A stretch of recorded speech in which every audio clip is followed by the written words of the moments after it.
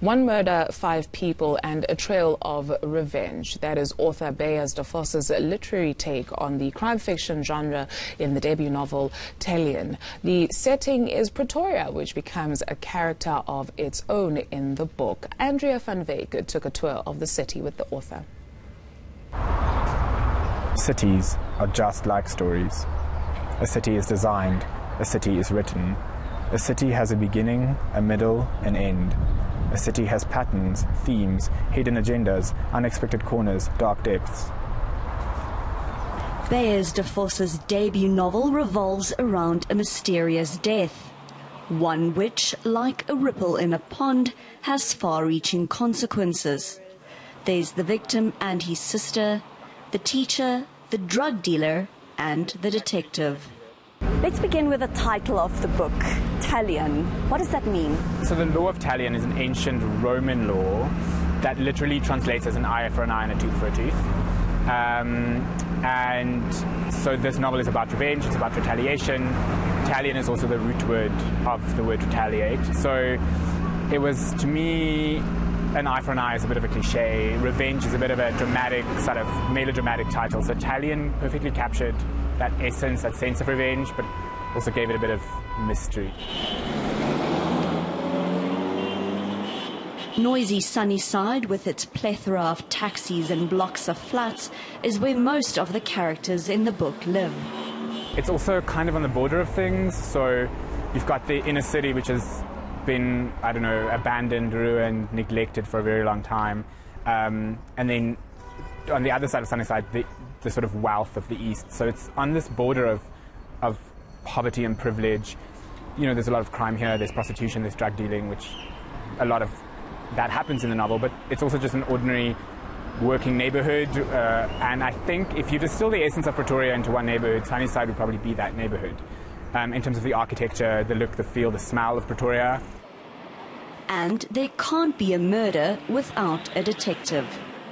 Nolwazi Mgadi from Brooklyn Police Station is the officer assigned to solve the murder. So Nolwazi's my detective character.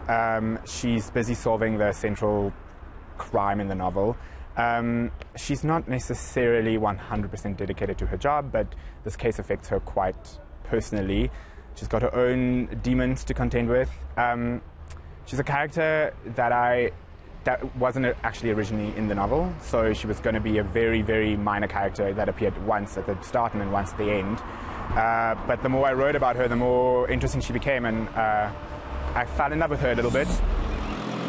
Every location in the book is described in detail, from the street corner where the murder took place to the iconic venue where a drug deal is made. You included all these iconic Pretoria places in your novel. Yeah, so I liked the idea of little Easter eggs that I could place all over the novel that if you're a local and you know the city quite well, you would recognize. I mean, the Lollipop, for example, behind us, I used to come here on a Sunday afternoons with my dad to get ice cream. When I was a student, I used to come here to get hangover food all the time. So the novel is full of these little places that I think, if you know the city and if you've lived here for a long time, I think you'll get a kick out of recognizing them. Another place that highlights the city's dual identity is the popular Magnolia Dell. So a couple of scenes take place here, a couple of drug deals take place here. I think, like most of the other settings in the novel, or many of them, Church Square or Sunnyside, even the neighborhood of Sunnyside, the university campus, Magnolia Dell is one of those places in Pretoria that to me was emblematic of the city as a place that is seemingly tranquil, quite peaceful, even banal. Like, Pretoria isn't very exciting. It seems to be quite dull, but if you look beneath the surface, if you look at the edges of things, there is a whole sort of volatile, dangerous darkness that sort of lurks on those edges. A lot of historical trauma, a lot of resentment, a lot of anger that has to be reckoned with. A city where anger often spills over. The way you portray the city of Pretoria is very ambiguous and ambivalent.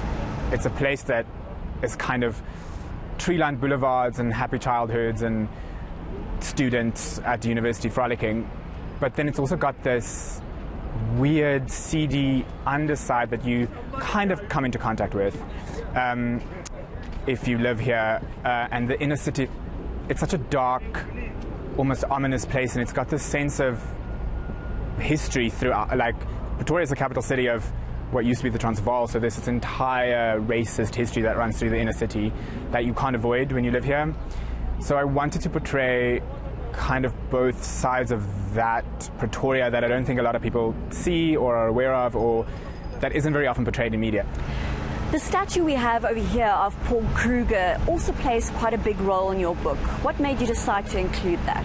I couldn't ignore Pretoria's history, right? So Pretoria has, obviously, this is a statue that references a war, a colonial war. It's a piece of South Africa's history that's very dark, that's very bloody. And I was writing very much at a time when the statue of Cecil Rhodes was being removed from the University of Cape Town. And that sense of removing a negative history from a city or from a place because of its very negative connotations, I wanted to bring that element into this novel and talk about Pretoria's history and how dangerous something like the statue could be in the imaginations of the public.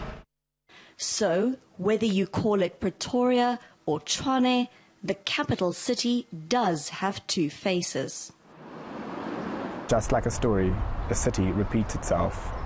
A whole collection of stories that collide and intertwine and tangle and feed off one another. Grow, change, devour, die, reincarnate. The city, documenting her grief on its walls and roads and trees. A city of stories, a story of cities. She's gone 21 after 7.